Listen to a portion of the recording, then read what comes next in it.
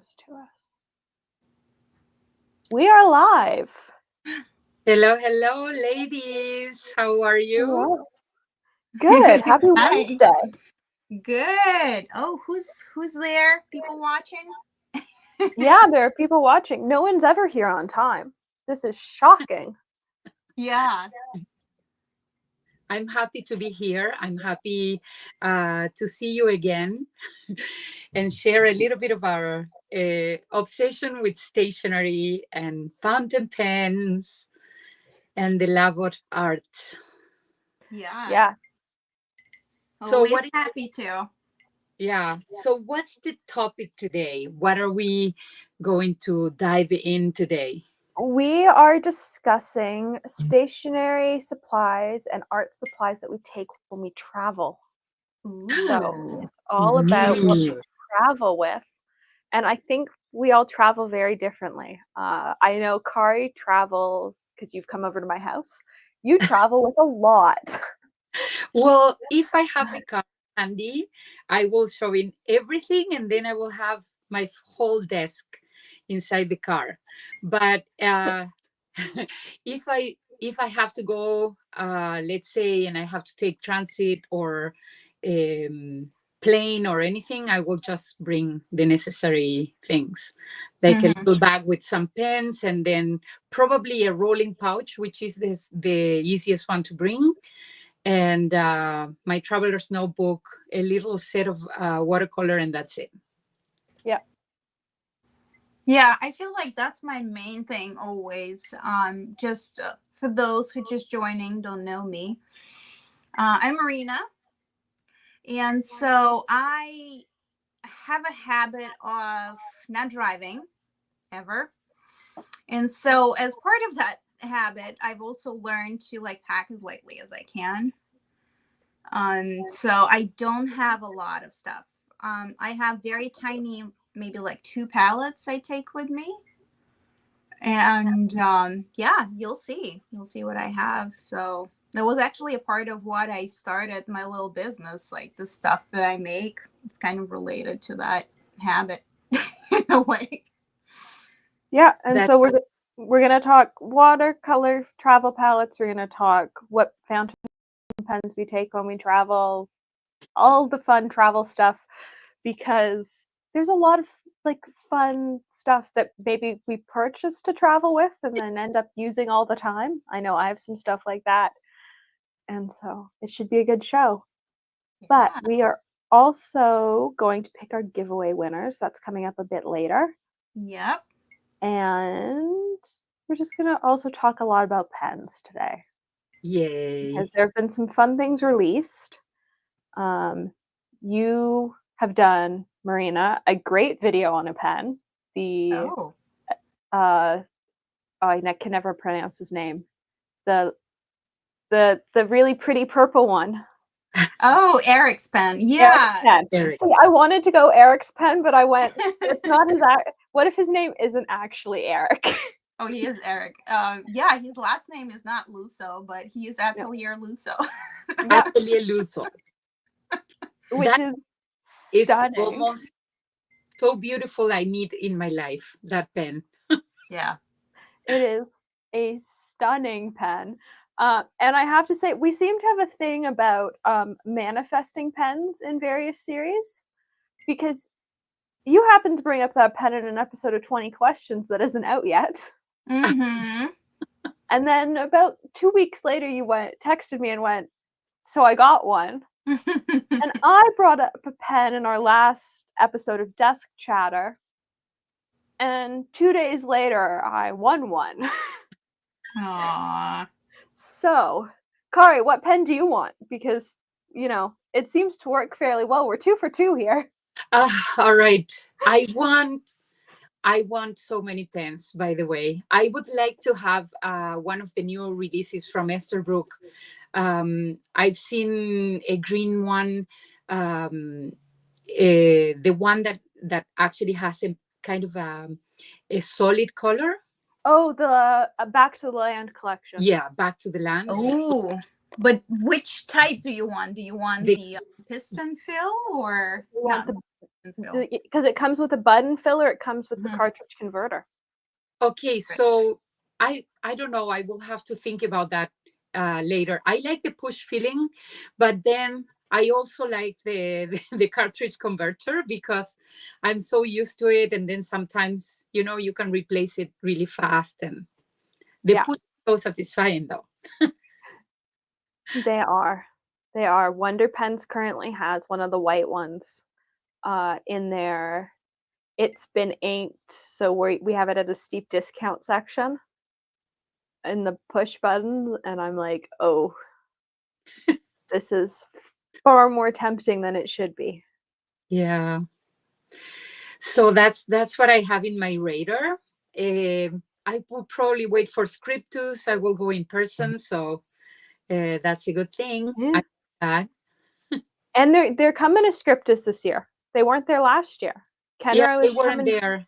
Kenro is coming back to Scriptus. That's fantastic. I like the idea of having some of the stationery shops at Scriptus that I want to go see and purchase. And then, of course, the pen brands. I think we need more pen brands here coming to Toronto. Yeah. It's going to be huge. I think it's hard for them to justify it for a one-day event. Yeah. But I just wanted to kind of, because I think we probably have a few people from the US and they might not really understand like you guys really want the brands over there. That because it's cheaper for us in the US to buy from you guys than you guys. Yeah. So right now it's about, I think it's $1.40 Canadian for every US dollar. Mm-hmm. So and if a package is over $20 Canadian, we pay 13% plus a courier fee on whatever we purchased. And so things can get expensive really fast and can oftentimes be more expensive than buying it in Canada. But lots of the times you can't buy the product in Canada.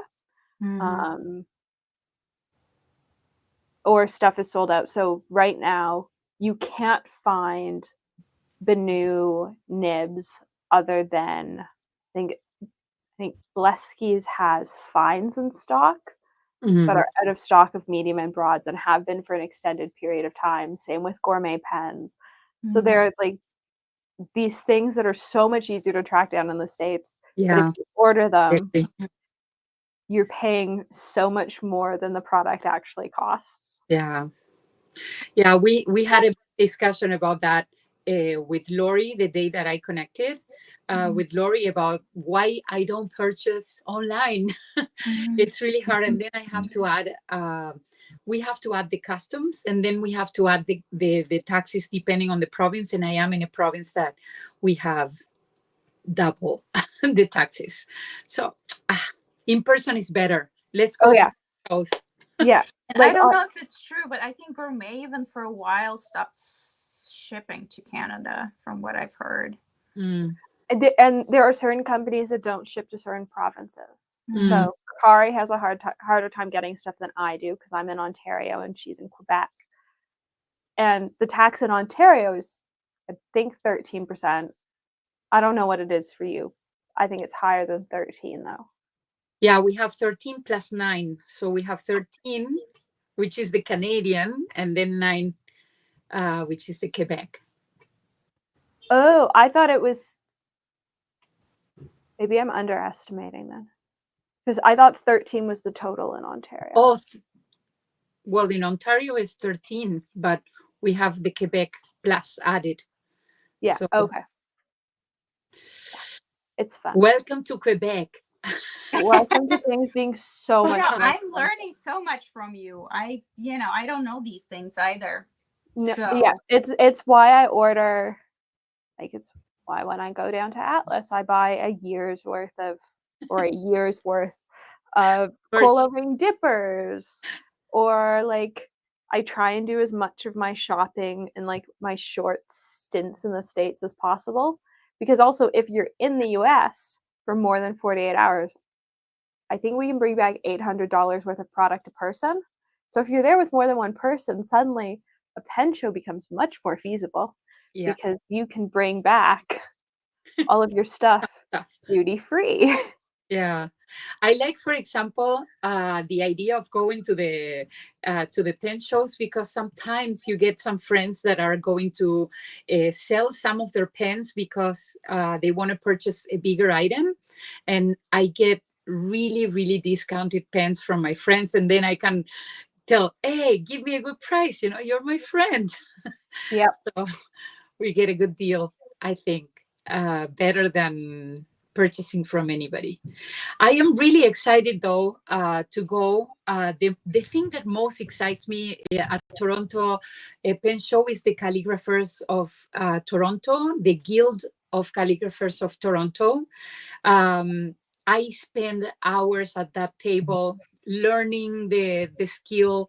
They lend us deep pens, and they will actually work with calligraphy.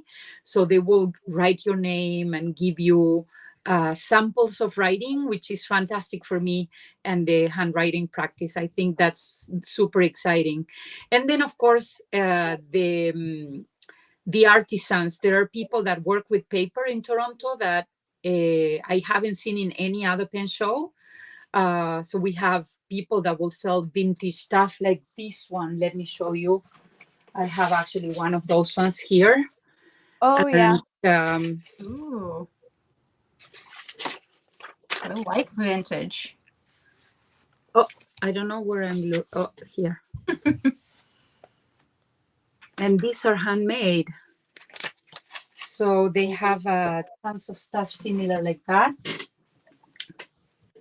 I like. Look at that. What are you showing? A notebook? Oh, yeah, but I have our giveaway people in here. Ooh. Ooh, okay. So exciting. This is what happened during the week. We posted a giveaway in Instagram, and then we asked people to do so many things. So we very selected group of people that cover with all the requirements. That's a good thing for the people that did cover all the requirements. So what were the requirements? Let's review. All right. So the long story short, I run a very small business. That's more like a hobby than a business. So I'm a micro batch watercolor maker, which means I make just like a handful of palettes every time. And I also make ceramics. And so that takes a long time. I make very small stuff. And I've been doing this for quite a while. I've been doing it for myself for a while. And then I opened the store, and that happened about 3 years ago. And so, in order to celebrate those 3 years, but also in order to spread the word about Desk Chatter, because that's a new phase, I guess, in not only in all of our lives, right? Decided to do that with you guys. And we have 3 sets. So it's a big giveaway with 3 prizes. It's usually, one person who wins, but let's go big or go home on this one, as I say. So we asked fairly to follow all of us, all 3 of us, on Instagram, YouTube, and also to like the post, all the regular stuff. But the extras that we gave another entry points. So like if you do everything, but then you want to do extra and want to get an extra chance to win, we asked to share in their stories about the giveaway. So that was, selected people got even more selected, I guess, by sharing in their stories. And it was just a beautiful time because we saw so many people just talking amongst themselves and like tagging others. And it was just, it was nice. It was a good experience. Yeah.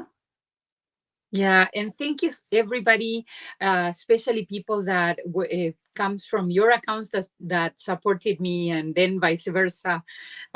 We had a nice coming and welcoming groups of new followers that for me was like super nice, and I'm really grateful for.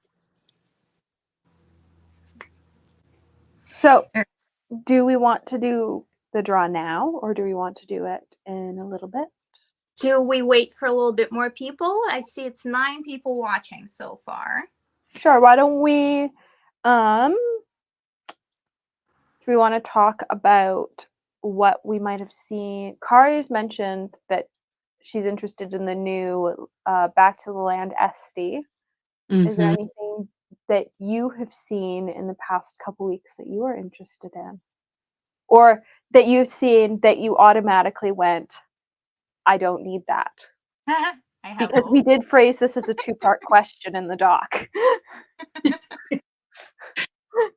Well, shall I start?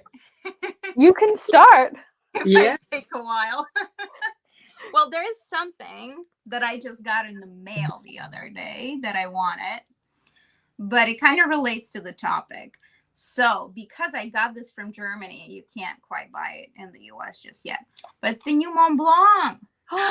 Oh. It's the new one, and it's the Zodiac series that they have. Oh. And this one is the snake, the year of the snake, the Chinese calendar year of the snake. Yeah. And so I will make a video on this very soon and post it this weekend, I think. Oh, more red. So please do a video on it, because Ferris Wheel Press has discontinued my favorite red ink, and I'm going to be in search of a new red ink. I adore red. I think all the darker and dustier the red, the better. Like kind of burgundy, but kind of brownish at the same time. So those ones are the ones that I'm liking lately. And this morning I posted an ink that I bought for my husband, which is kind of a burgundy red. Really nice. It's a Sailor. I don't remember the name of the ink. So the burgundy and Bordeaux is very hard to come by. That is, that type of saturated. Yeah. So Sailor Manyo Kazu. So I finally figured out how to share comments on screen. So Shannon apparently picked it up last week in Toronto. And I'm going to have to find out what Mont Blanc boutique she was at, because there are a couple in the city. And I might wait for your swatches to see if I need it or not. Sure. It's coming up. I think the earliest I can get it up is Friday. That's fair. That's fair. Seeing as it's now Wednesday night. Yeah. Things that I would not purchase. This year is the Inkvent calendar. The ink what? The Invent. The Advent calendar for Diamine. Oh, I wanted to ask about that, because people go crazy about it. I've been crazy for years, and then last year and this year I'm thinking, I have so many inks, guys. I have more than 200 inks in my collection. I need to start using those ones instead of putting more inks. I know it's fun. I know I have I have the blue, I have the red, I have the green. I didn't get the purple, and now I don't know what color is coming, but it's black. It's black and gold this year. Like, this is the first year that Inkvent tempted me, but then Colorverse came out with theirs, and the Colorverse one, tempting. I was so tempted to get, and was so happy that it sold out everywhere so fast. Because it was just, I looked at it and I went, oh, I would really like that. Yeah. But you don't want that. What I'm going to do. I don't have the $300 Canadian to spend on tiny bottles of ink. That's a bad financial purchase currently. Oh, well, listen, we can always shop around for samples. So what I do is, when I meet with friends, we have a ink exchange. Next weekend, actually, we have one in Montreal.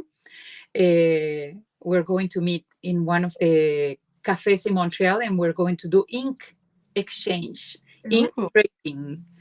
So you just need to get the vials, and then you go, and then you exchange inks. Yep. And I have a tub of ink samples I've swapped with people, and I won't have many at Scriptus, but I will have some because I've already agreed to some trades. And I tend to always keep a couple samples just like stashed in my pocket at pen shows in case people have anything I want to trade for. But really, I don't need more ink samples. I don't want to show what I have. So the bin is a recent addition. Previous to this, they've just sort of like been dumped. They're now contained. Yes. All right. So yeah. What do we not want to see, like from the new? Any pens that come to your mind? There are so many releases. I am not going to purchase the new TWSBI Echo. Did you see the new TWSBI Echo? So it's a beautiful color, though. It is a really pretty color. I will say that did tempt me because I do really like my dark sapphire. Yeah. But I don't like the fact that they've labeled it as a very limited release because I think that's just going to cause it to sell out really fast and for people to like hoard them in their collections. I do not like TWSBI Echoes. I have quite a few, but let me pour. I like them until I have to clean them. Like I've only got one and I like it until I have to clean it and then I absolutely despise it. Yeah. I use the same color every time in the same pen, so I don't struggle cleaning it. I just ink it again. We're also heading into a whole bunch of holiday releases. Those are about to start in full force. Benu has just previewed their first one, and I think I'm probably going to stay away from all of them. I'm not like, I'm just not a big holiday release person. Like, I don't think I own a single like holiday themed pen, or ink. Maybe an ink. I guess I've got pen show ink, but other than that, I don't. 2 years ago, I got an Esterbrook Tandem called Oktoberfest. Yeah. So, have you seen that one? I have. It is beautiful. It is orange. I think I have it close by. Let me show you. Actually, I have it in my purse because it's October. Makes sense. I am that nerd.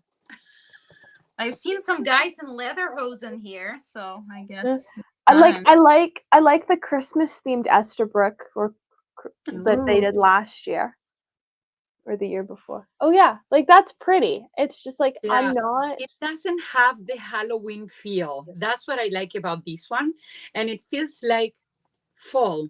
So right now I feel like I need this in my purse. Yeah.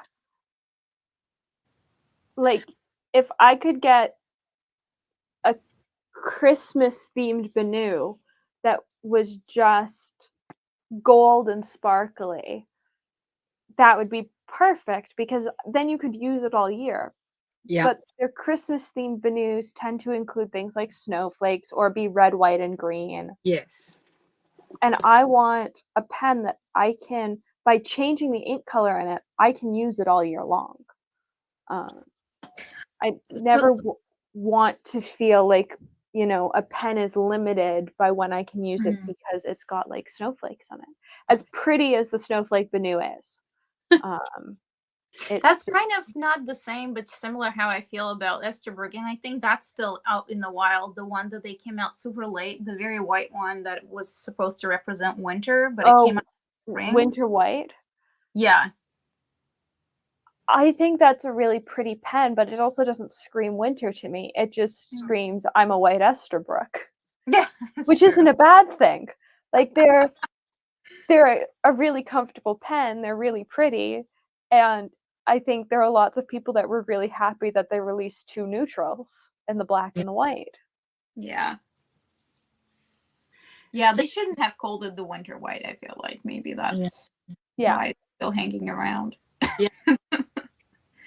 Brands they need to release pens with a name that is going to scream it's a new release. But now that with the branding, you need a name for the pen. That's what happened with the inks. Like every time you get, it's not purple, is I don't know, storm purple. What is this from Colorverse? Oh no, this one from Visconti is the worst. Orchid and Blossom. Okay. Is what this Visconti ink is called. It's absurd because also, like, is it just me or just grammatically that not make sense? Translation from Italian, I would imagine. Oh, probably translation from Italian. Because to me, it should be Orchid in Bloom. Like Orchid and Blossom, it's like doesn't really make sense. Yeah. Colorverse Mystic Mountain is another one that, like, I look at it and I go, I know you're a blue, but I feel like you should be like not a blue. Yeah, Mystic Mountain for me is kind of a brownish green. To me, it's like fog colored. Like, yeah, I expect it to just be like clear and foggy. Yes. So yeah, that's it. But aside from all the things that we plan to purchase or not, new releases, I want to know, for example, in the shop in your own stash, what would be the pen that you will take, for example, if you have to go for the week or for the weekend? I think this surprises no one. Yeah, that's the new one. It's the new one. Oh, I know. So beautiful. It's stunning. Is that Yes. regular size or is that the oversized? No, this is the regular sized. So, because, I can be an intelligent pen human being, here it is with a Leonardo, Momento Zero Grande, a Navaler Horizon, and I'm realizing that, like, you can't actually see anything, and the SD. And really, it's pretty much the same size as, like, the Leonardo Momento Zero Grande, which surprised me. Like, the regular one is bigger than I thought, which makes me think a oversized one is going to be massive. I give you the comparison right here. But it's because it's diamond cast resin, this pen sparkles. Yeah, it's actually much better than the mica. Yeah. It really is. It's subtle, but it's not. It's like, it's just perfect in my opinion. So for example, if you see side by side these I love both of those colors. Yeah, very nice. You're going to see that the blue is the oversize. Yeah. And if you put them like at the same button level, you will see that the blue is bigger and taller. Oh, it is. It's a very hefty pen. I love both Botanical Gardens and Nouveau Blue. I think in their regular line, Botanical Gardens, Nouveau Blue, and Scarlet are my favorite colors. I will say this pen is a fine. It's a very nice fine. Once I find spare Esterbrook nibs, I will be getting a medium for it because you can switch them out super easily. Yeah. And I would just like a medium on this pen. Yeah. It's a bit too fine for me. But it is stunning. I've also currently got an ink that I've only got in a sample vial in it, and I'm really sad I only have a sample vial of it. And it seems to be a cult pen exclusive ink, so hopefully somebody in the Canadian Fountain Pen group decides that they don't want their bottle of it. Yeah, quite a few exclusive inks they have. I'm curious about, but I've never ever ordered from Cult Pens, but they seem interesting. Yeah, I haven't either. There is a message. Yeah. That pen is beautiful. I wish. Okay, let me double check. I wasn't too late to buy it. That's the pen that you should. Yeah. Yeah, it's super limited, right? It was very limited. I think it was sold out by the time. I want to say it was sold out by the time they picked their giveaway winners. And I left the link to it in my video description on YouTube, just in case anyone returns their pen. Because Estabrook does have a thing where you can return your pen if you don't like it. I doubt anyone will be returning these because unlike a normal SD, like there's no variation. Like they're all the same color. But I did leave the link in my video just in case, somebody ends up returning them and one pops back up. Whereas like normally with a resin pen, you've got a whole bunch of color variation. Like this is all one color. It's a stunning single color, but it's all one color. Very beautiful. I have to say that from all the new pens that are coming out, I really would like to have something that is not limited, something that will go in the range that you can find again and show that pen in your Instagram, or when you show that pen in your videos, people can actually get it. Because long ago, I was like, oh, I want to have a unique pen. I want to have this limited edition. But now I'm more into, I want to get something regular that when you recommend this item to somebody, especially in the Instagram, they will say, where do you get that pen? I want to say this pen is from this store and they have it in stock, Yeah, I think I definitely find that when like I'm linking through things to videos, like I'm often going back and forth between Atlas and Goldspot because while they carry most of the same product, a lot of the time things will be out of stock at one or the other. And I'm, again, much like you, I'm finding that what I'm buying these days tends to be things that are open stock items. Very nice. So Estabrook sent a second pen because I'm officially an ambassador for them. That was before I ever won a pen. But there was a mix-up and I got sent the wrong pen. So it's getting switched out at Scriptus. But the pen, I was very specific about the pen I wanted because what I wanted was an open edition pen with an open edition nib. Like I wanted something so off the shelf that you could just walk into a pen store or order online and know what you were getting. Because there are so many things like Leonardo's where they sort of really do seem to just be special edition after special edition after special edition lately. Yeah, these resins that are so unique, and then they make 2 or 3 out of that batch. So yeah, like I've got goes higher. If you have a limited edition, it goes higher. So that's something that people have to take into consideration, that you get a limited edition, but the price. Yeah, this is limited edition 37. Like I can't link to this in a video. This is long gone. And like even for pens that Navaler does, there's no, when they do special things like the Rainbow Rasp they did with Goldspot, or the the graphite or the quartz original plus, like there's no guarantee that those are going to be restocked if they sell out. Yeah.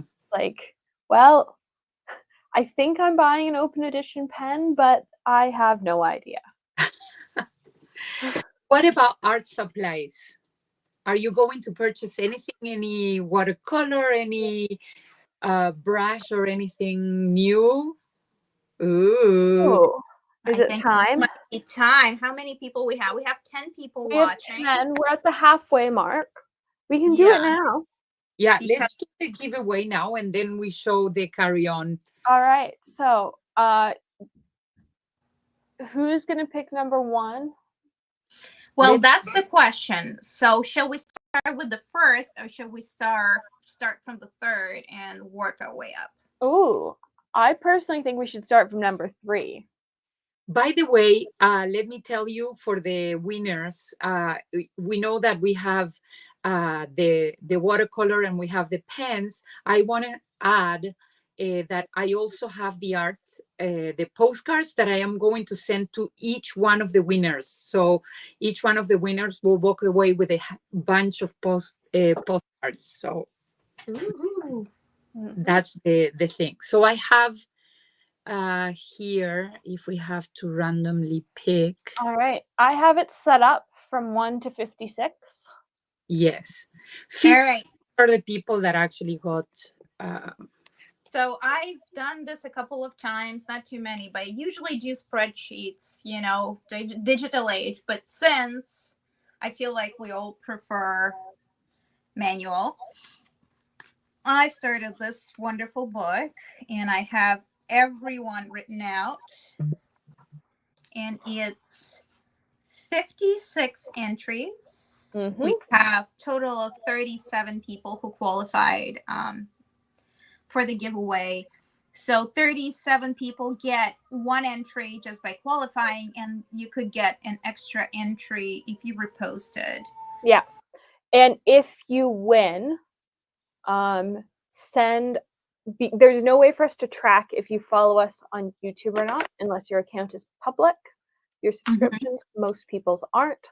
By default, I believe they're not. So if you win, you have to send a screenshot of the subscription page where you are subscribed to each of us to Marina, just to prove that you're actually subscribed over on YouTube as well. Yes. And let's start just by showing what person is getting. So the third spot that we're about to select, yep, is getting this Mayura pen, which is stunning. I've seen close-ups. Which is beautiful. Don't remember the specific model, but the resin itself, and it's called Imperiale, I think. Yeah, so it's kind of the imperial blue, I guess. That's what they were going with. So this, in combination with Yinmin blue. So this is my handmade pan and my also handmade paint that takes a very long time to kind of get into that little pan. But Yinmin blue is the latest blue that we as humans came up with, and we're obsessed with blues. We love the blues. That's our kind of idea of serene and angelic, and it has been that way for centuries. So these two are gonna go to someone. And they discovered it by accident. Like they weren't trying. Yeah. They were trying to create an electroconductor, and instead created a blue pigment. Like, that's always happening with blues, isn't it? Because that was the same with blue. It Alchemist honestly was trying to get gold, and so he got blue instead. It is. Yeah, it is one of the most fun videos I ever made, was going through Yinmin blue and like doing all the research for it, because it's just like the process of how they found it is crazy, and it like helps to explain why it costs.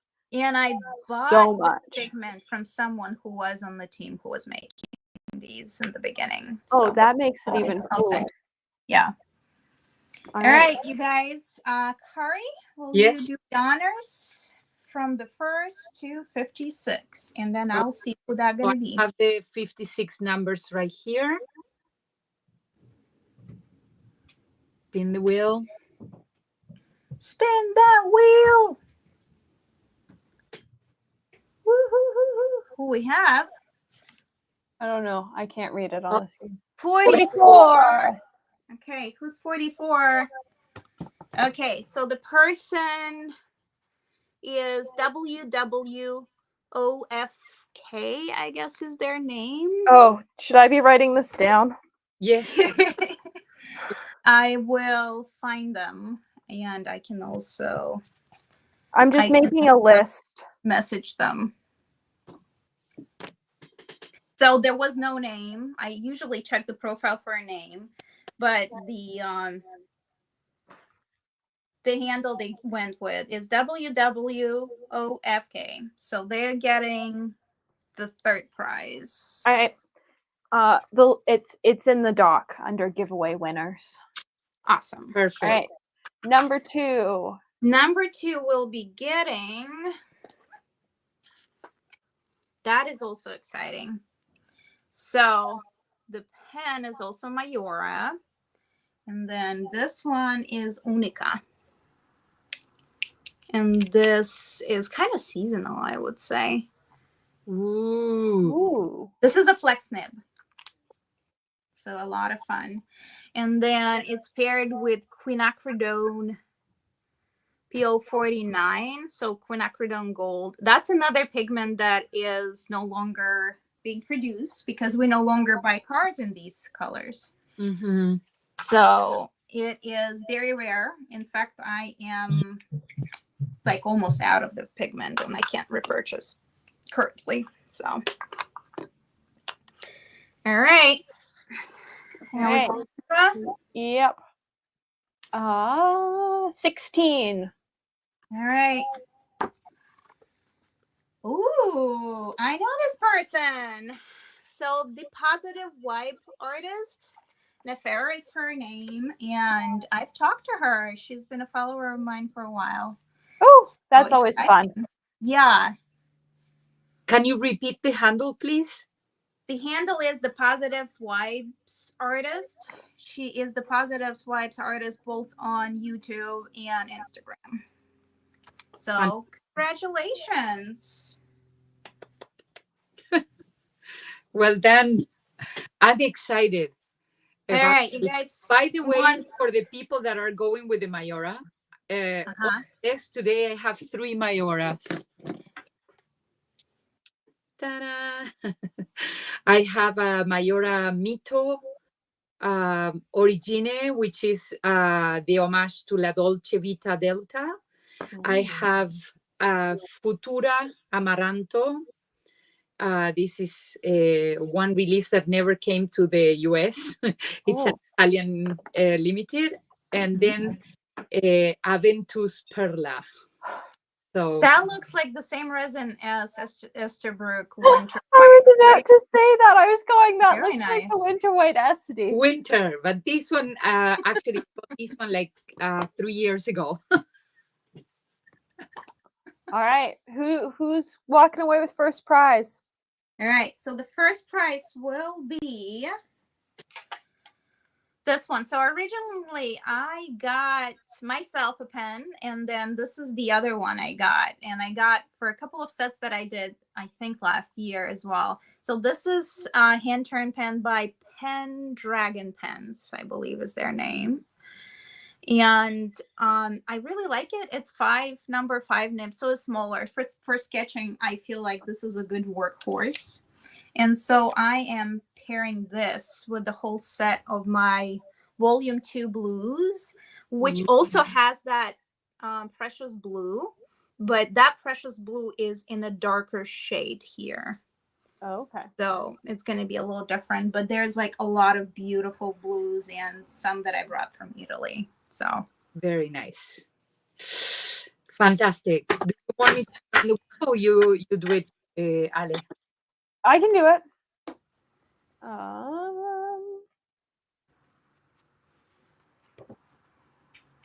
7. Ooh, oh my. The beginning. Well, what you know? Another name I know. It's Quinn. So her handle is LOLLIGOLIGATY.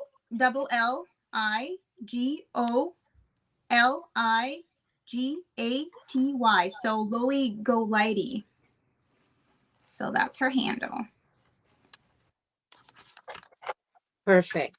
The people are saying your sets are really cool. Yay! And I feel like that needs to be highlighted because they are super cool. And there is a link to Marina's Etsy shop in the description.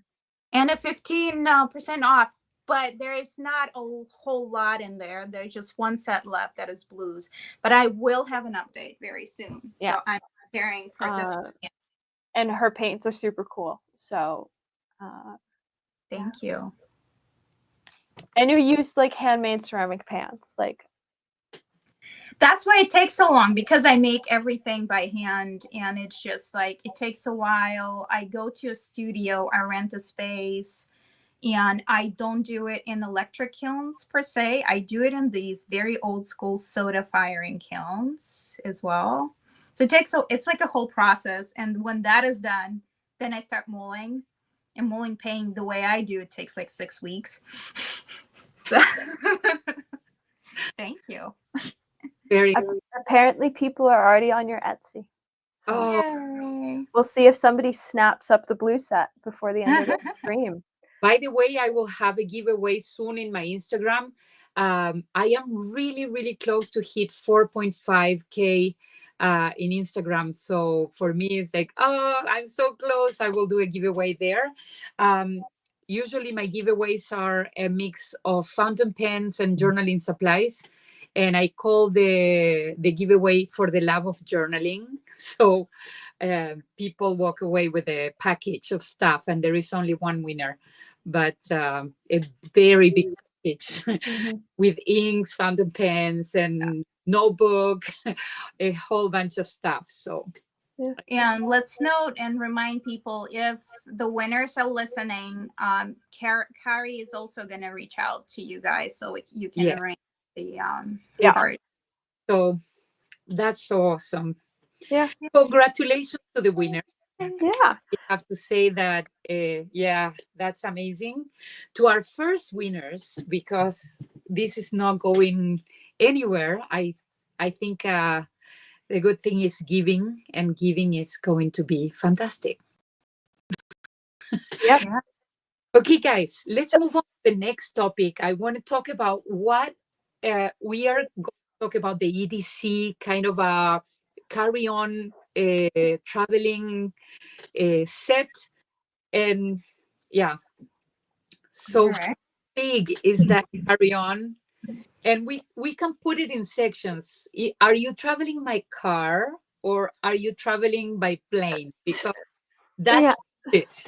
So the way I've sorted mine into categories of like what pen cases I use when I travel, like everything's sort of like in piles, because the reality is when I travel, my setup changes every time.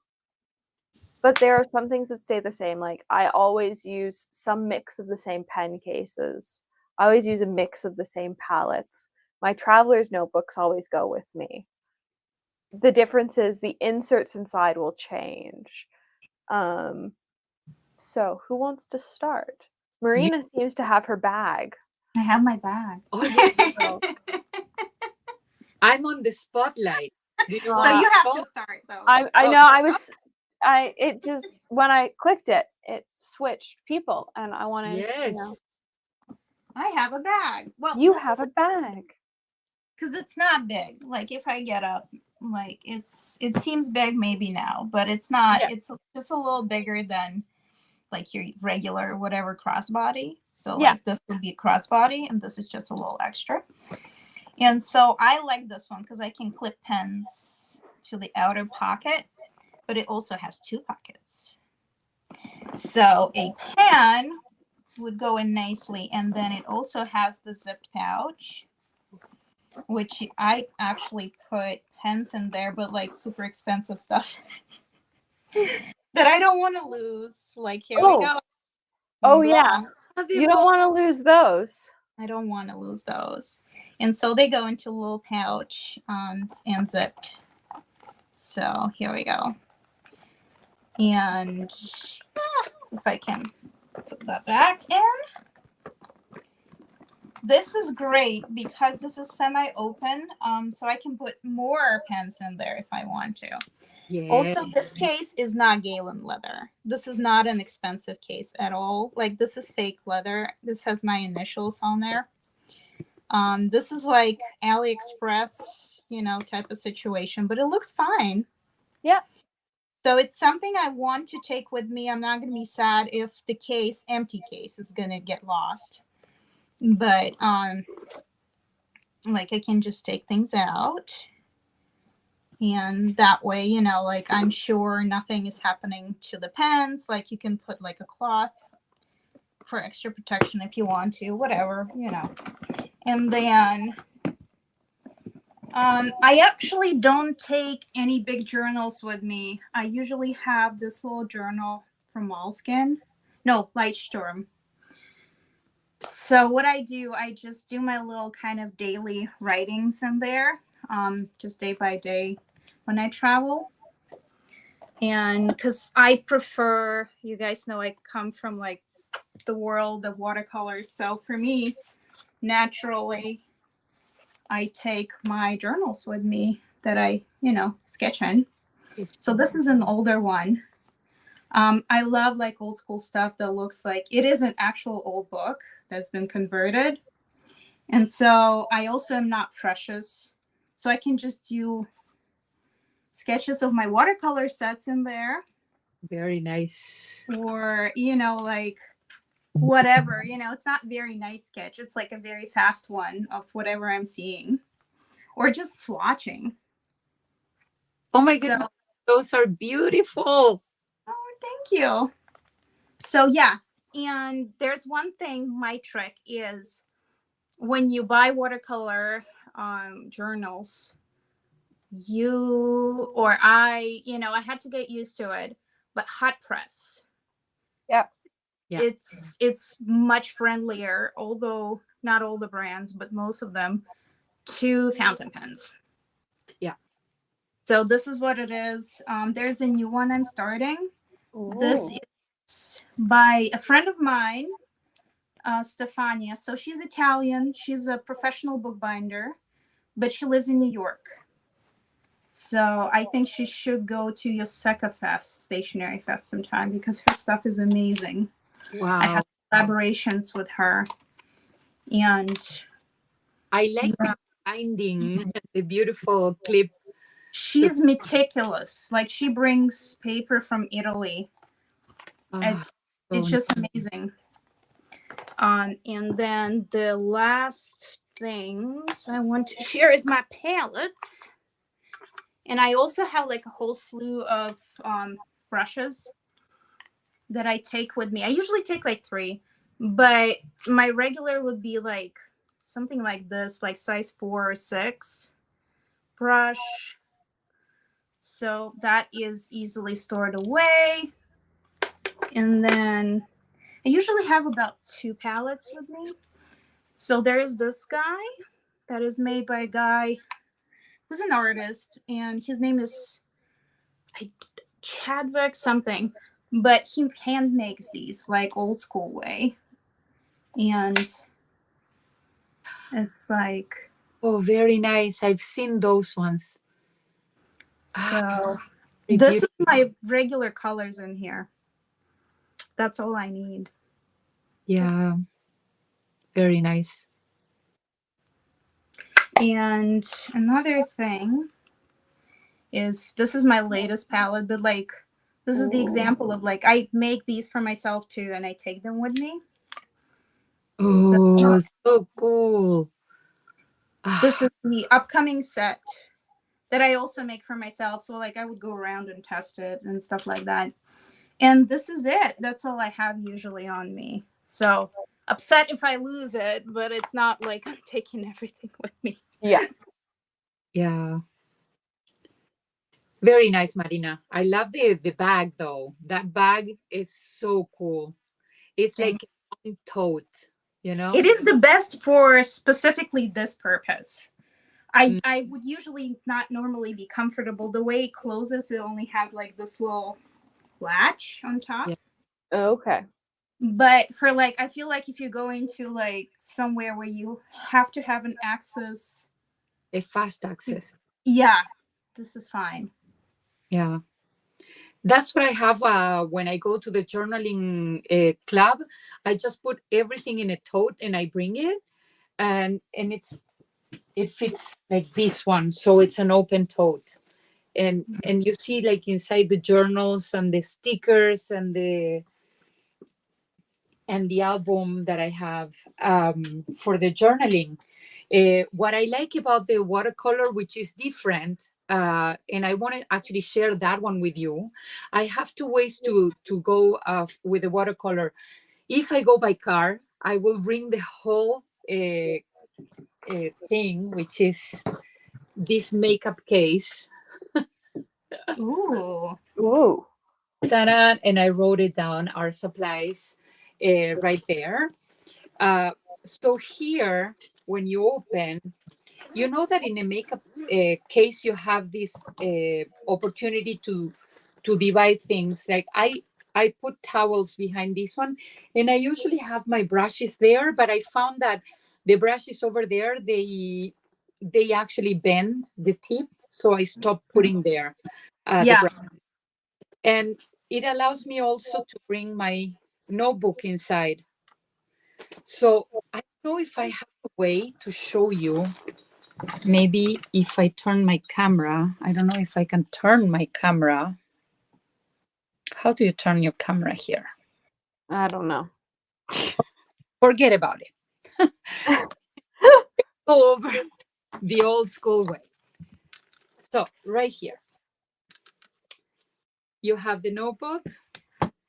You have a pencil case inside here. I have watercolor pencils. I have a set of brushes, and then I have some erasers. I have towels here. I have a palette of crayons, watercolor crayons. And then here, you're going to see 3 mini palettes. And then here I have water. Actually, I'm ready to go. That is very important. I forgot to mention, I do exactly the same water situation. Yes. I have a little spray. And then I have these clips, magneted clips, so I can keep my page. And then my watercolor sets are also kind of I put them together myself.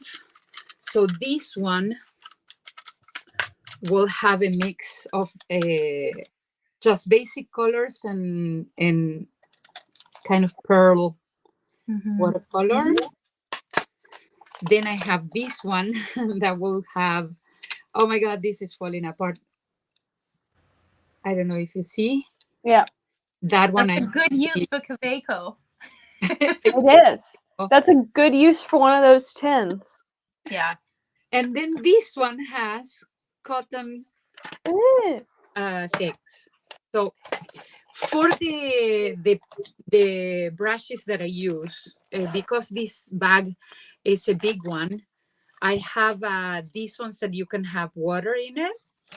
And then I have the traditional brushes. So I have like an oblique one. I have pencil here.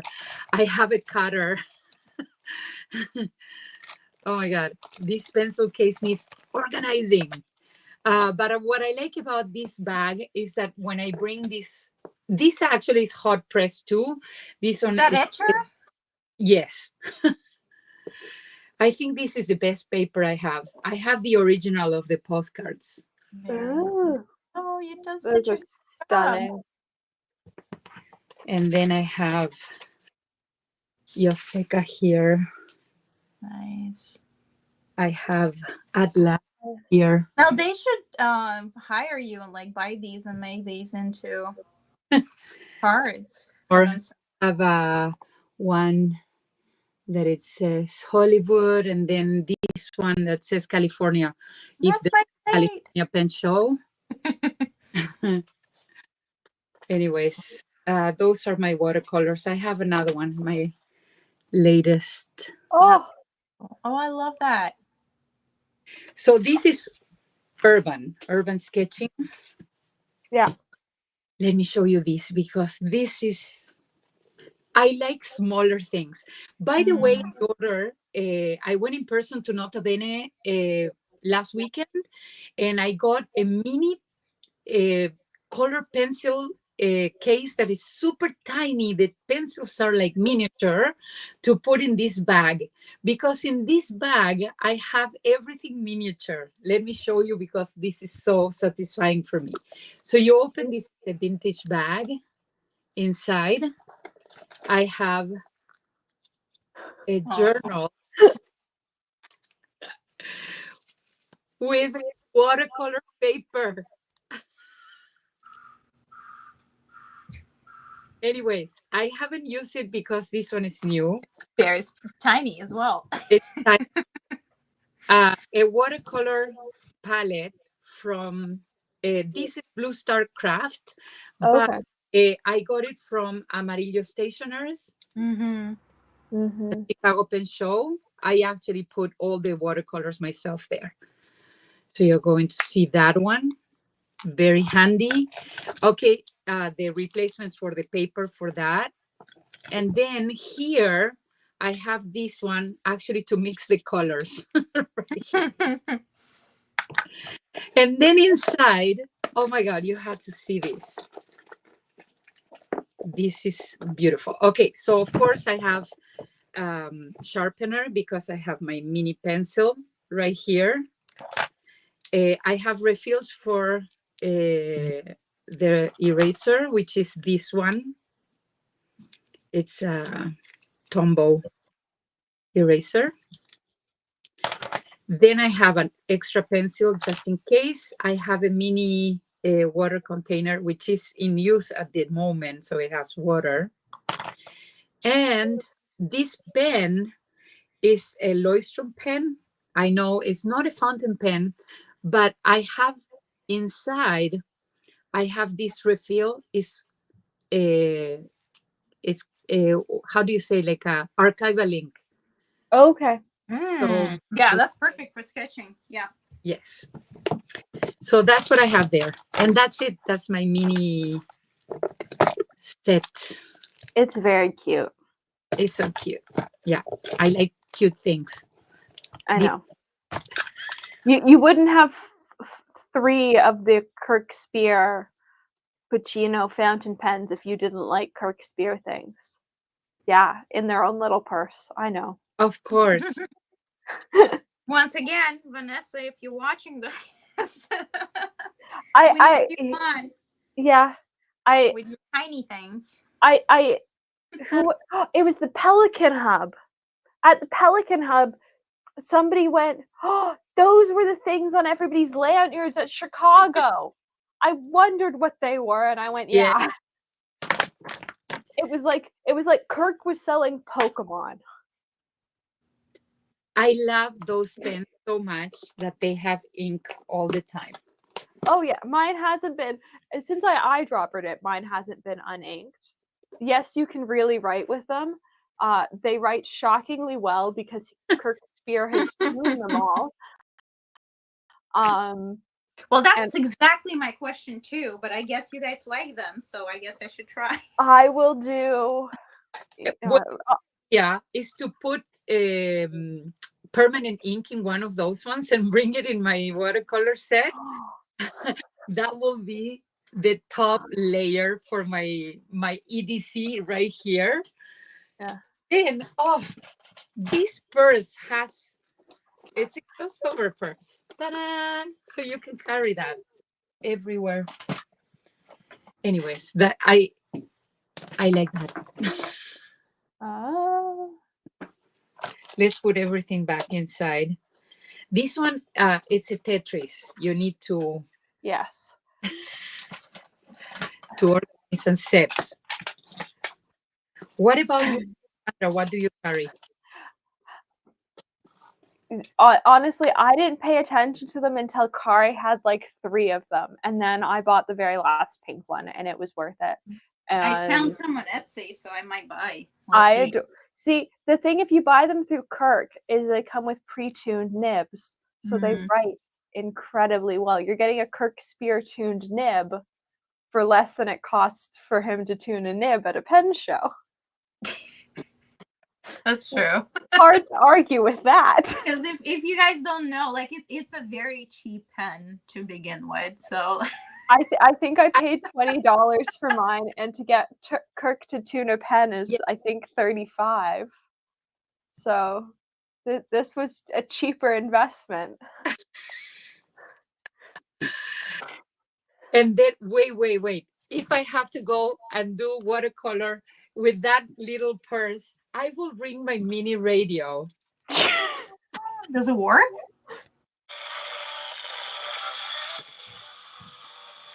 Aww. This is the nerdy me being happy for all these things.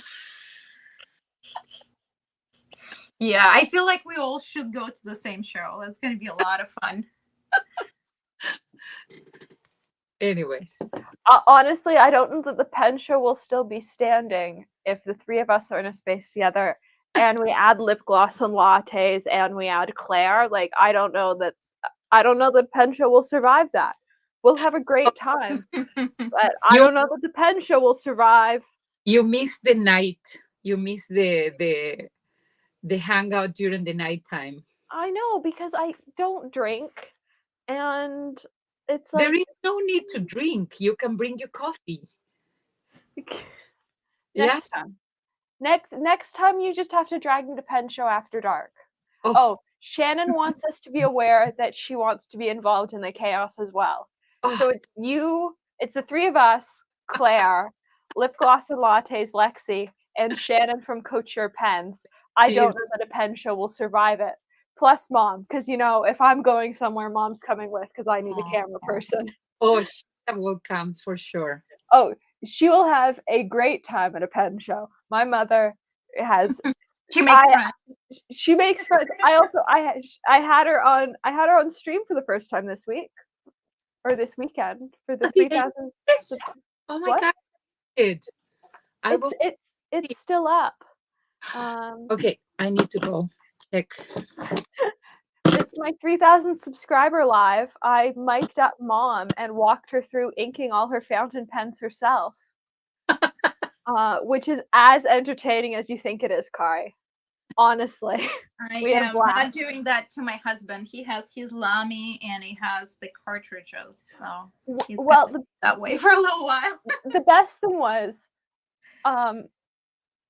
us not realizing how many pens Mom actually owns, because Mom's a lefty. Mom's a lefty who swore that she didn't like fountain pens for such a long time. And then over the past couple months, like as brands have sent more product, every once in a while, Mom will go, "Can I have that?" And I'll go, "Sure." Like once I'm done filming with it, and it'll just like find its way into Mom's collection. Mom apparently owns 8 fountain pens. But we did not know this until we were like trying to track them all down for a video. 8 already. 8 already, Kari. She already owns 8. I will argue though, because I know and we should have like a show about it. Like, what is considered to be a collection? Like, what number of pens? Currently, they're all sitting in one of these tiny jars that I store cartridges in on the kitchen island, and she's using them all. Like, honestly, she uses them all, and she's got fun nibs. Like she daily drives a pen with a stub nib. Like, yeah.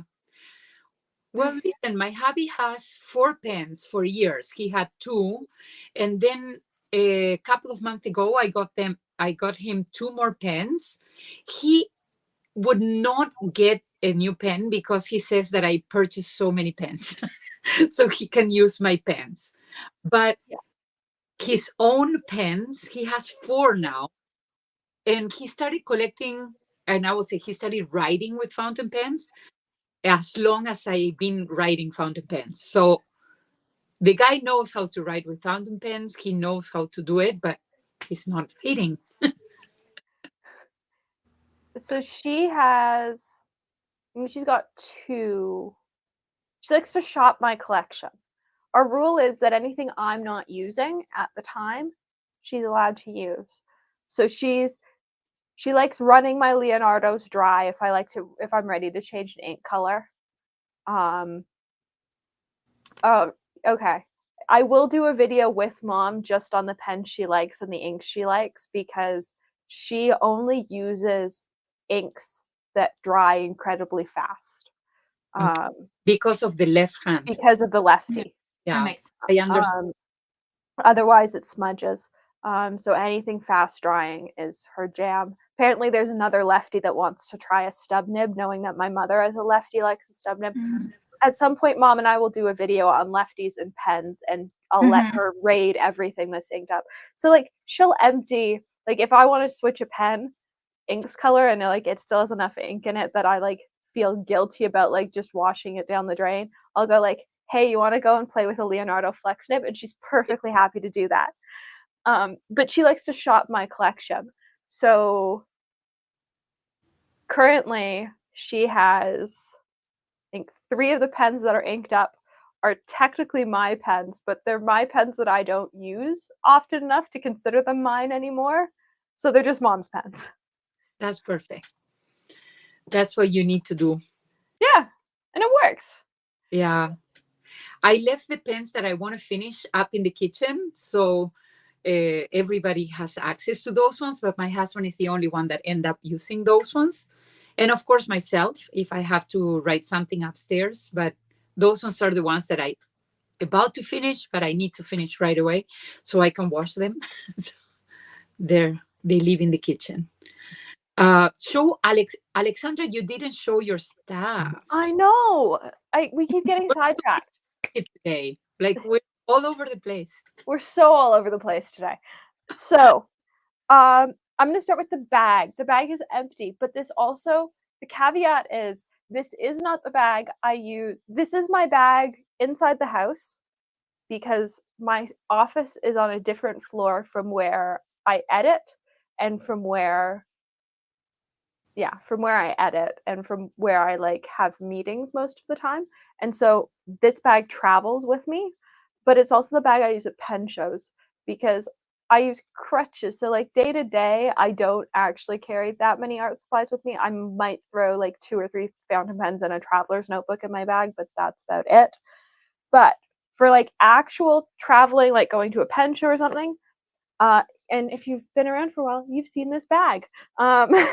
This is the Equestrian Ontario bag with pockets. Because Equestrian Ontario this year went, if you pay your insurance on time, you get a bag with a whole bunch of pockets. And I went, a tote bag with pockets. Yay. And so this has become my everyday bag and my pen show bag because it's also waterproof, which means when a bottle of ink spills inside of it, you can just clean it, which is lovely. Because I definitely had a sample vial break open in my bag at the Chicago Pen Show. And the fact that this bag was waterproof saved me a lot of hassle. Oh. So this was not gotten to be a travel item, but I seem to be traveling with it a fair bit, which is the combination brass tool from Galen, because it fits into the only pen sleeve I use day to day, which is the slip and zip. I love it. I have a 120-year-old one like that in copper. Oh, no way. Oh, so it fits perfectly into the slip and zip at the back behind the pens. And so then you can also put in a traveler's insert as well. And so I have an insert, normally my calendar one, a ruler, and 4 pens in my bag with me. And whatever 4 pens are on this card just like change day to day.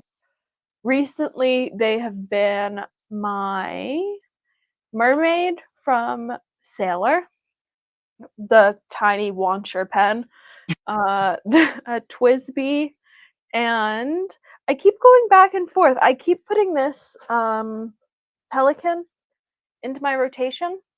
I keep switching the pink ink in it.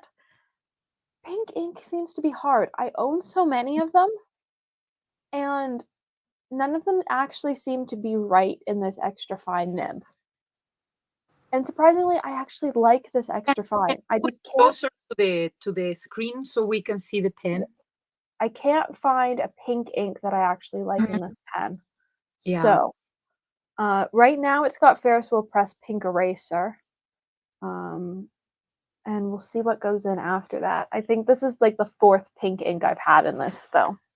Yeah. I mean, for me, it's like, it's the same problem. The one that people always refer to. And I think it's a good ink. I will argue it's not quite the pink that I imagine when I think it's pink. What is pink? Laban Aphrodite. Yeah. I like it, but it's very earthy. Yeah. It's not pink. It's not and pink. That's the problem. But Yeah. it's great. Like it writes in the finer nib just fine, but it's not the Barbie pink, whatever pink.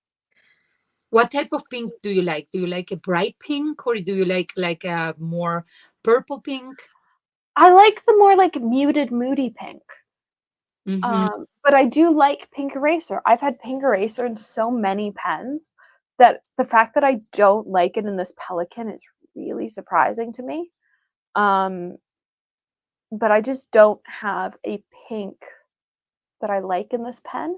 I'm thinking about Mont Blanc Pop Pink, I think is what it's called.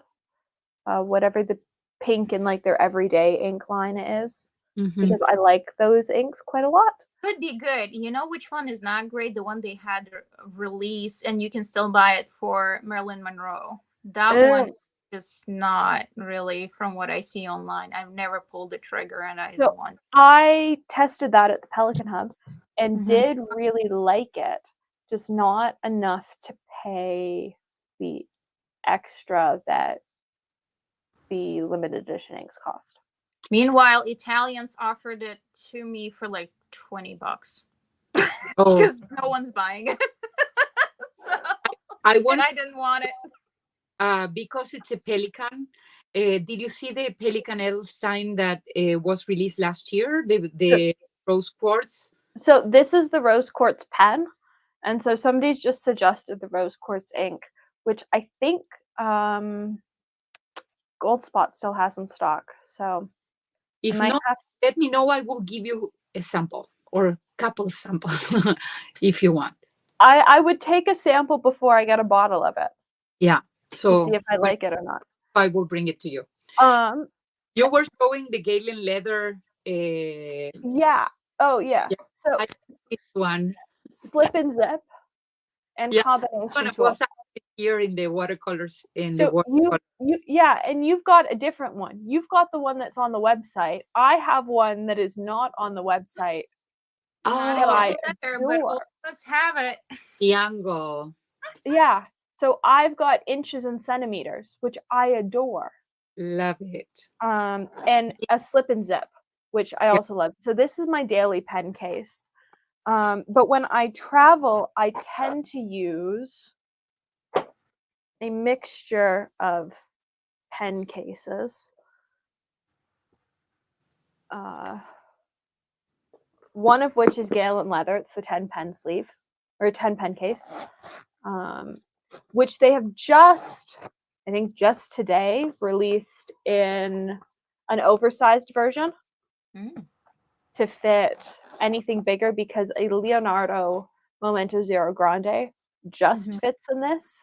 And this is what I've heard from people. Like some people are not using it because they're afraid it's going to crush their pens. So they have just released a version that I think is over an inch longer, if I understood the PR for it correctly. And so I'm very interested to see that in person at some point, because I do really like this case. I like leather pen cases. I do use pen rolls. Yeah. How I travel. It's what most of my stuff when I came home from Chicago went in. And I packed. Like when I go to a pen show, these are what I pack, because there's no guarantee you're going to get things in boxes, depending on what brand you're buying from. And if you're buying secondhand, there aren't going to be boxes most likely. So I pack pen rolls, I pack extra pen cases. I don't own any Rickshaw products other than the single pen sleeves. They're lovely though. Yeah, I love it. And they tend to do special edition ones if you go to a pen show and you find the Rickshaw person. Yeah, what I like about having the pen storage separated, like in little pouches, and not all the pens in a big folder. I used to have a big folder. I still have it. But I like the idea of carrying my pens. So on the go, I will go to the drawer, I will take that pouch, and then I will leave. So like I've got, this isn't Galen, this is from Amazon. Oh, that's nice. This is the same one Lori uses from Amazon, which is leather, but it cost not as much as the Galen one. And it's lovely, but when it's full of 12 pens, it's really heavy. Yeah, it's too much. It's too much. So I also have it in a 3, and I do use it in a 3. Yeah, this one I use a lot. I use a lot of mini sleeves that will fit 2 pens. Yeah. In my purse, I have the 2 case. There are some pens that you just don't want to put in a pen roll. Like, there are some things that just need to be in a hard-sided case. Yeah. And so I have 2 hard-sided cases, and basically only use those for pens that actually have to be in hard-sided cases. Again, which pens do you have that you think it will not go in a roll pouch? I just personally, I'm uncomfortable with putting pistons and vacuums in a roll because I don't want those knobs to get knocked. Oh, okay. The only other pen is this one, because this ring gets knocked. Oh, okay. And I don't like to put it. I've had mine got knocked by another pen and the ring got stuck. And it was fixable. I fixed it with dental floss. Oh, that reminds me. Something I love has died today. But 1930s. Oh, Celluloid dip pen. So just be careful when you use old pens. It's done. oh Sorry, I had to go in, but it's like true. That's the thing with these things. You got to be careful sometimes. no. Yeah. And the thing is, like, the issue with this is if you put this in a pen roll, this ring only turns so far. And if it gets banged in a roll or even in my Galen case, it gets stuck. Yeah. And so I would rather just put this in a hard-sided case where there is a separator between it and any other pen. And I know that it's not going to get bumped. I should also just stop traveling with it. But there's something about this pen. That pen, though. Just like, I want to travel with it because it's such a learning experience pen where when you look at it, like, you understand the mechanics of other vintage pens. Because no one makes them as demonstrators. And, like, especially at the Pelican Hub, like, people had vintage ones, and then they were able to see the clear version and understand what they were looking at. Yeah. And I think that's super cool. It's a pain to travel with, but I adore it. Paint-wise, it tends to change. Depending on where I'm going for a trip, I might travel with a palette with as many as, I think I've traveled with as many as 40 colors before, 40 half pans. I always want to be minimalist in my paint packing because I always pack paint, say I'm going to paint, and then never paint. That is the Conklin Crescent filler in rose gold, currently only available on the Jaffa website. Yeah. They don't have it at Atlas. They don't have it at Goldspot. I haven't seen it at Van Ness. Mark Twain. Yeah. All the Conklin Crescent, they are only exclusive for the Jaffa website. No, they're Atlas is carrying some of them, just not the clear maybe one. I just discovered I can see the chat. Someone's asking which pen is that. So I think that's Mark Twain, right? Yeah, it's the clear crescent filler. So I try to be minimalist in my paint packing because I know that I'm not actually going to paint. I always have lofty ambitions to paint. What I tend to do is I tend to photograph and then paint once I'm home. Question. But I always take paints with the ambition of painting. Yeah, has happened to me before too. The only time I'd say I really paint is like when we're in Toronto, because then I've got a full setup in Toronto, but like I did Atlas and then I did the lake this summer. I had paints for the lake. I didn't paint. I took a whole bunch of pictures that I'm like starting to look at sketching out to paint, but it's also now October. I've been home for 8 weeks and I'm just now I've just caught up to editing Chicago content and I'm like in a state that I can sit down and paint. Yeah. So I take a curated palette of sort of whatever I feel like at the time. I try and stay in one of those metal palettes like you showed earlier. Mm-hmm. I have one. I don't know where mine is. It's probably still packed in a Chicago bin, which sort of tells you where we're at in the studio. The other sort of palettes that I use the most are I'm going to cover part of this sticker. I have this lovely Holbein mini palette. But I, don't want to get the stream censored, which has all of these little Holbein colors in it Oh, I love it. in tiny, tiny, tiny pans, I want it. which gives me the ability to paint anything that theoretically, like I've got access to anything I want color wise. Like I've got Quinn Gold, I've got all the yellows I want, I've got all the blues Yeah. I want. So I actually really like this palette. This is one of my favorite palettes, both like inside the studio day to day, but also like when I'm going somewhere because it's small and it's just got everything. The other one is this one, which I filmed on stream once, Oh, that's cute. which has everything that I refuse to take in pans. It's by a maker that no longer exists who 3D printed pans. Oh, The guy from Washington State? Lighthouse No, Cove. no one else. Oh, her. Yeah. Yeah, it was Yeah. her. And that's so amazing. this is everything that I love, but I can't justify taking a pan of it. And I have So that similar one. You guys yeah, talk. I find it. I've got a big one too up there, but this is the one I travel with because it's everything that I can't justify taking a pan of. So it's Oh, super granulating colors from Schminke. It's Daniel Smith genuine colors. Like it's all the stuff that I love that I just can't justify taking pans of when I travel.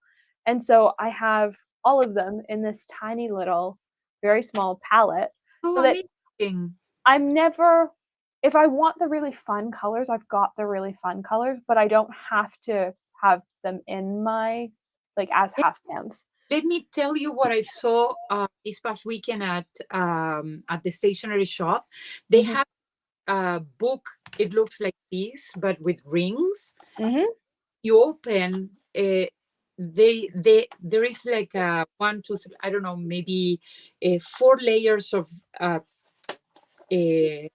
cardboard, and then when you open, there is watercolor pigment. Oh, that's cool. So I have the cards from, I think there are a couple brands that do the cards. I have the Meeden cards and they're fun. I don't use them all that often in actual paintings because they're Yeah, me too.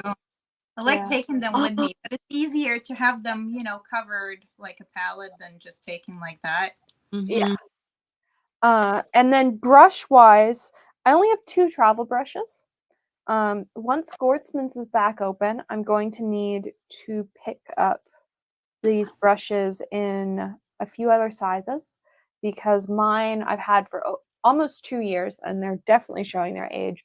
But they are the Tintoretto Synthetic Squirrel travel brushes, which I bought to be travel brushes and instead became my daily use brushes. And so that is supposed to be a size 6 round. And now is no longer a size 6 round, is a very abused size 6 round, but is a lovely brush. And I adore it. paper wise for travel, I really like the Traveler's watercolor notebooks. They make a watercolor insert. Ah, It's have good quality. They don't say they're 100% cotton. They're hot press. I don't need 100% cotton when I travel, but I like the fact that they slide into my notebook and that they've got perforated edges so that if I do create something I like, I can just take it out. Yeah. And they are fairly reasonably priced compared to a lot of watercolor sketchbooks. Yeah. And so I like the fact that just by like throwing in an extra elastic, I can add a watercolor sketchbook to something that I'm already carrying. Because when I travel, I'm already carrying between 1 and 3 of these. Yeah. I want to switch. I lately my journaling switched to a thicker paper so I can do watercolor and journaling at the same time. And I got the 120 GSM for my journaling, but then I find it that still wrinkles a little bit with the watercolor. It doesn't bleed through, but wrinkles. So I'm thinking maybe for the future to get like a thicker journaling page. I don't know how many grams it has. I used 160. So it's not too far from the 120, but I think a thicker one will allow me to do all the ink artwork that I do. And finally, a single sheet of the Esterbrook blotting paper, which is well loved. They make them in full size, which are tucked over here. They also make them in mini size in the same pack. And I almost always have one of these tucked in my traveler's journal or in like whatever I'm carrying. Because the note paper, I have the big size here. Yeah. They're great. And like when you're out and about, like you sometimes just want to be able to make sure a page is dry before you close your notebook so that nothing smudges. These are so fantastic. Yeah. I didn't understand the point of blotting paper until these showed up on my door. And I love them. They're great. So that's my travel necessities. And like some quantity of pens, like whatever. Day to day, I'm probably carrying 4 pens. But what those 4 pens are depends on my mood and like what I feel like. And because I never have less than like 20 pens inked up these days, it seems. So this one is my purse. And I show a little bit of this bag to Lori when she asked me what I have in my purse. And I decided to fill this up to the brim with Halloween washi and stickers. So I have, I don't know if the light will show. So I have the stickers here in this side, and then I have Halloween washi on the other side. And then I carry a double side tape, glue, scissors, and then a pair of tweezers. Why not? I got this pen from the dollar store. It's a cutter. I don't know if you've seen those ones.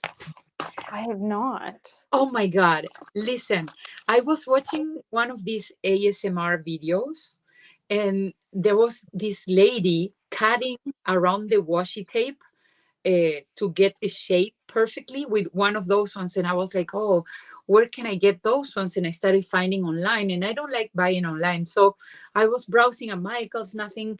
And then I went to the dollar store and I saw a set of 3 for $1.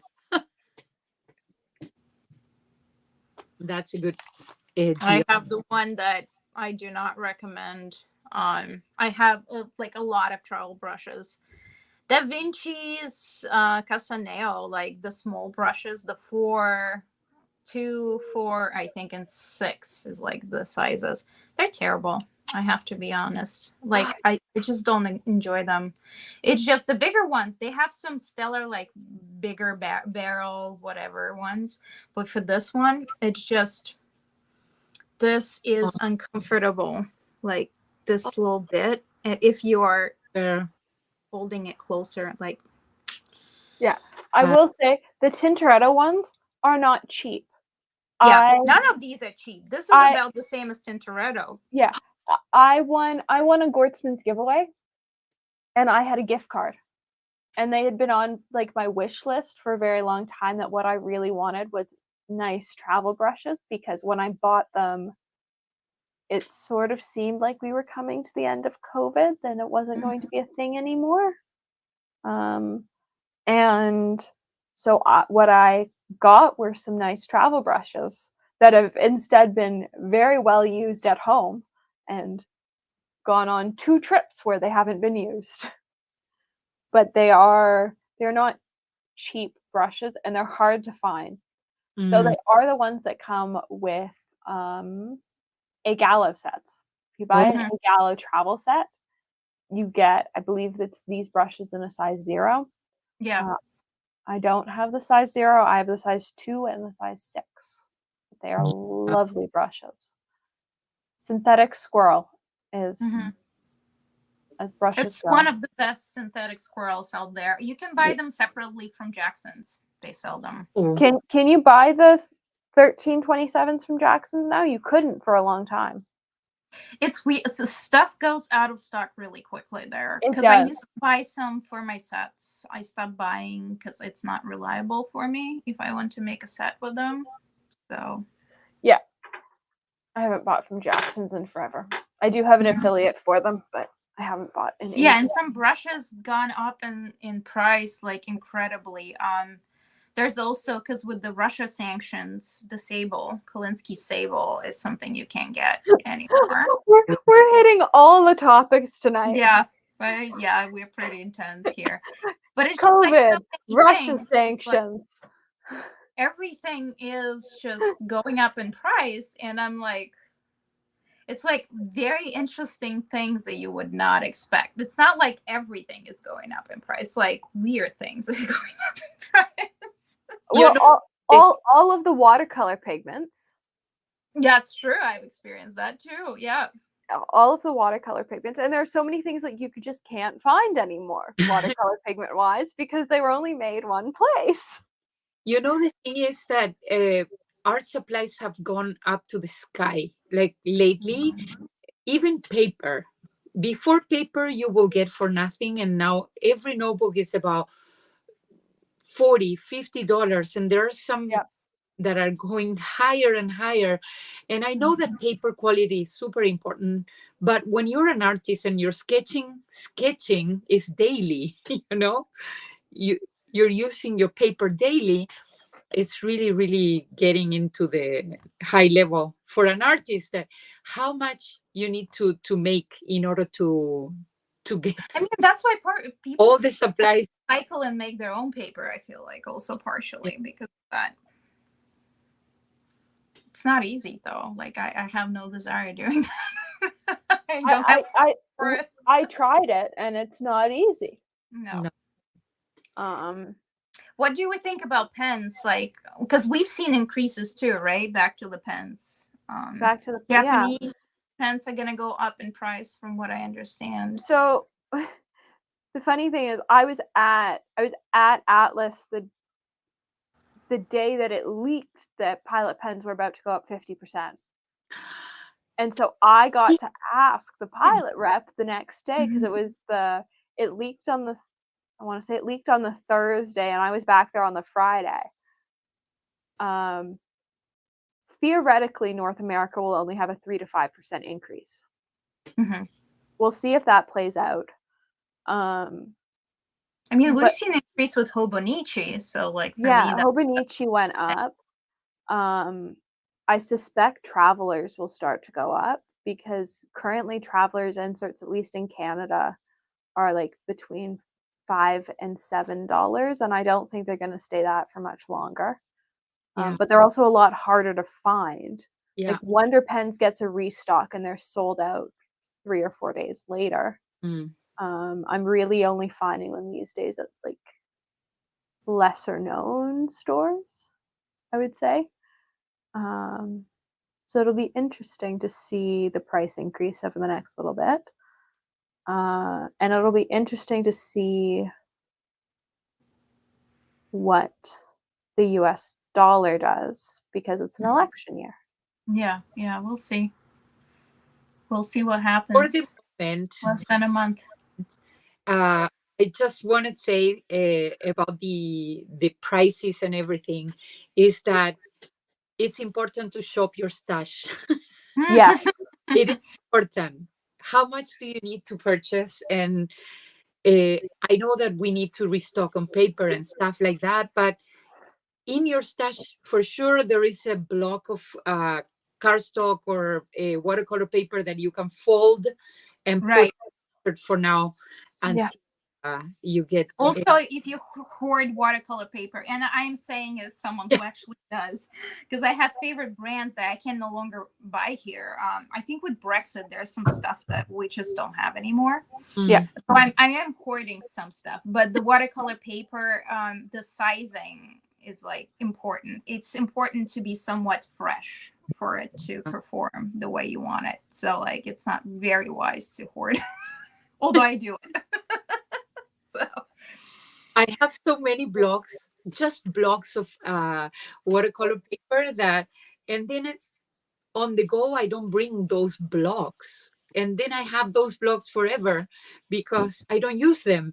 And then I'm thinking, just for the journaling purposes, and then cut the paper in the size that I'm going to use, and then put it inside the leather case.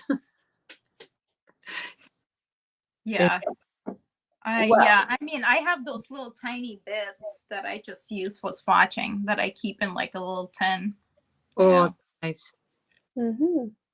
Well, we are way over time. Wow. Having a lot of fun. Did we lose people? Someone's still watching there. 9 people are still watching. That stays with us. Oh no, I didn't get to talk about Mont Blanc's new pen. Next 2 weeks. 2 weeks. You can talk. It's not a good pen. Oh yeah, no, I know. It wasn't my dislike pile. The only one I like is the clear one. And I don't think you Traveler stuff that they come up with? No, the clear Mont Blanc. Mont Blanc showed the clear one in the video. I like the clear one. The weird filling, right? If they release the clear one, then it's far more appealing. So I'm only that's going to be very expensive. I'm only interested in it if I can see it. And so far, now I follow them on LinkedIn. And so far, Mont Blanc is saying they're only releasing the solid barrel one. I'm only interested in the one where I can see the mechanics of it. That being said, both are out of my price range. Wow. Well, the one I was thinking of is, I think Hemingway Jones also talked about it, the Great Gatsby. Oh, okay. Have you guys seen it? I've not seen it. Thing that Lori showed me. That pen is so cool. There are 2 colorways they're coming up with. I am only interested in ink again, because there's also an ink and I'm into it. I love the author pen they had years ago, Fitzgerald pen, which is very classy. I thought it's incredibly beautiful. It's like this black and white, and it's just like, if you guys look it up, that was an awesome pen. But this one has the Lamy style clip to begin with. It does.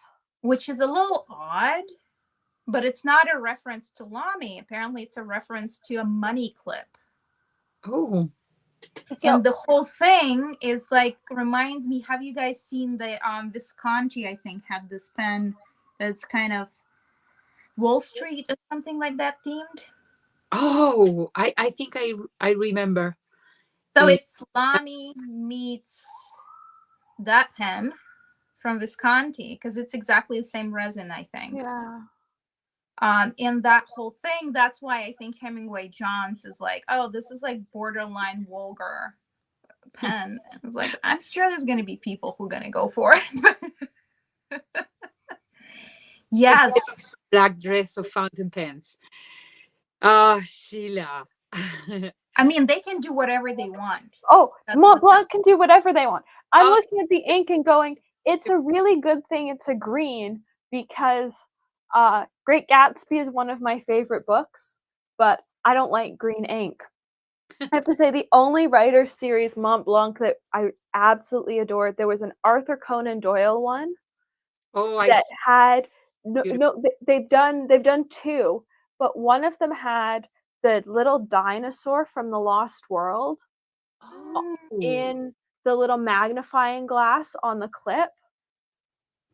The Lost World is one of my is also on the list of my favorite books. Yeah. And I adore that pen. Will I ever get that pen? Probably not. It's still on the price tag is so incredibly high. Yeah. I would like the ink for that collection though. I've never actually seen the ink in person. But I mean, Fitzgerald one I've seen for under 1,000, so that's doable. I guess very used, but you know, you can still do it. But most of these, especially Conan Doyle, like, isn't it like 3-4K at this point? Oh, at least. I think I saw it as high as like 7 for this version, because they did 2 versions and the second version didn't include the dinosaur. But the thing is, like, the dinosaur's just like an element on the clip, so unless like you know it's a reference to the Lost World, like, you don't understand why there's a dinosaur there. But if you know it's a reference to the Lost World, it's and then you see the dinosaur. You see the dinosaur. Very nice. No, they do some good work, and I'm like, that's why I was like, I can't really be mad, because I know there is like a thought behind. It's like I've seen this interview or walkthrough, I don't remember who did it, with the artists behind it, and it was just like, it was great to see that people are actually giving this a thought, because I love their stuff, but most of the stuff I love is like the range of 5K. Well, I remember. Okay, I just looked up the ink for Arthur Conan Doyle. I was safe from the ink because it was scarlet red, and I don't use red enough to justify a red ink. I do a lot of red. I might have to see what the Gatsby ink looks like, because just looking at the box would look so pretty, especially stacked on top of this one. Yeah, no, I definitely want it. Like, that's the only thing I want. So but they have 2 colorways for that pen, because there's also this bronzy one. They have 2 colorways for the pen, but they've only got 1 ink on the website. So here's the thing: you need to get the ink first so that I can see the swatch of it. So someone's asking if isn't the Gatsby ink green. I have a theory, because you know how Mont Blanc inks are not always what you think they are. We might think it's green, but it might be a blue-green. Yeah, so the description is the color of great characters. The Gatsby ink is inspired by the green light at the end of Daisy's Pier. Oh, it looks very emerald. So probably I already had one. Because I have right here the great characters, Muhammad Ali. Oh, so you have the green there. That is very emerald in my book. There was a color from writer. I don't know that anyone can actually access the link, but I have left the link in the chat.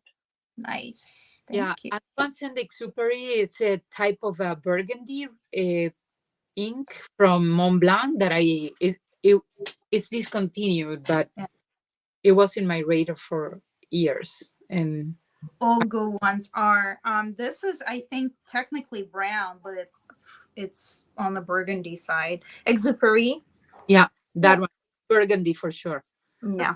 This is the brown version of Around the World in 80 Days. It's gray. It's gray. It's a very pretty gray. if you put it in a broad nib, it sort of does what super granulating watercolors do, where it like gets all like fun. It's a gray though. It's not a brown. I adore the color though. This is Around the World in 80 Days. Yeah, What? I have it too. I do like it. Inside. It's the most unexpected thing, especially if you like let it sit and you discover what undertones are in there. It's yeah, fascinating. And if you put it in a very wet or a very broad nib. So right now I've got it in a TWSBI Eco Broad, which is it's a much better match than I had it previously in a medium nib. Whereas in a broad nib, it's a lot better. But I think it also helps that my local Mont Blanc swatches ink colors for you. Mm-hmm. And so that I know what I'm getting before I buy it. Yeah. But I know lots of stores don't do that. By the way, they opened the Mont Blanc store again here in Montreal. Ooh. That's interesting. I remember they closed down because of renovations, and then COVID happened. They finished closing forever, and then now they open again. So I think there is public Mont Blanc here in my area.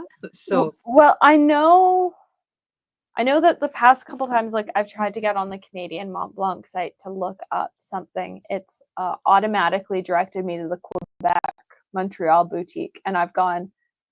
It's here. Yeah.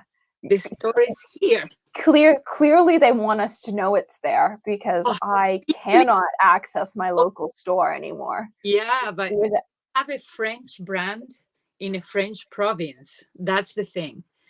So they don't need to translate anything for the rest of Canada. They are just here in a perceived French brand. It's actually yeah, I was about to say they're not French.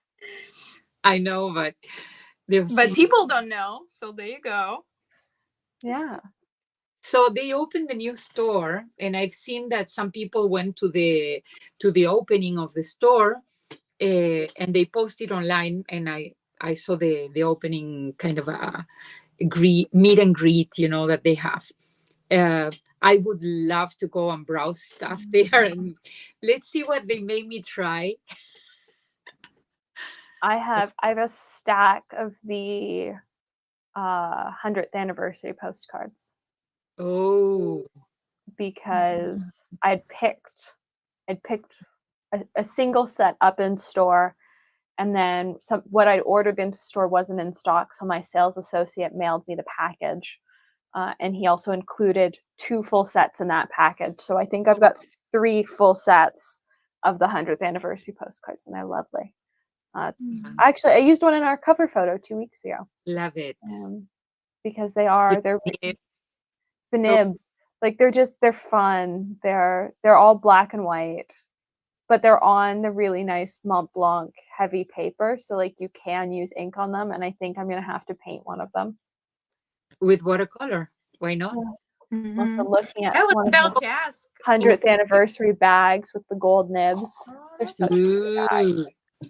I was about to ask both of you before we finish up, what is your favorite sketching ink for like fountain pen? I have many, depending on what I'm doing. You can choose one. I have a single one. This is all I use. Yeah, I'm in love with a Colorverse Permanent. That's what I'm using right now. It's not a dark black, and I don't want a dark black. There is the platinum carbon black and the platinum mantra. What is the color? The new one, manta black or something like that. Yeah. It's too black. I think I need a toned down black because of I don't need to do a lot of sketching, and then if I have to go over a brush, I just need enough black. So a little bit less black, but fantastic ink for watercolor. A Colorverse Permanent Black. Nice. Yeah. I just use that one ink from Sailor. It's fabulous. Yes. And it works. Guys, are you doing Inktober? No. I just joined a pen and ink challenge Tober. Inktober, which is a group of artists, a collective Instagram account for artists that participate in our challenges for fountain pens and inks. So people that is interested in participating in that one, check Instagram Pen and Ink Challenge account, just because it's October.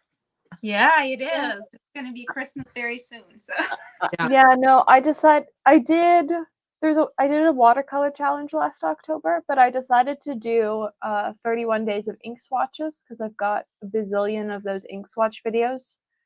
But I haven't been able to post on Instagram since yesterday. At some point, Tiny Trees went up yesterday, but nothing's gone up since Tiny Trees yesterday.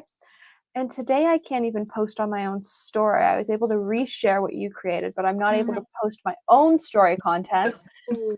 So There is yeah, there's some bug going on with my Instagram account because I'm sort of 3 posts behind on Instagram versus what's over on YouTube Shorts.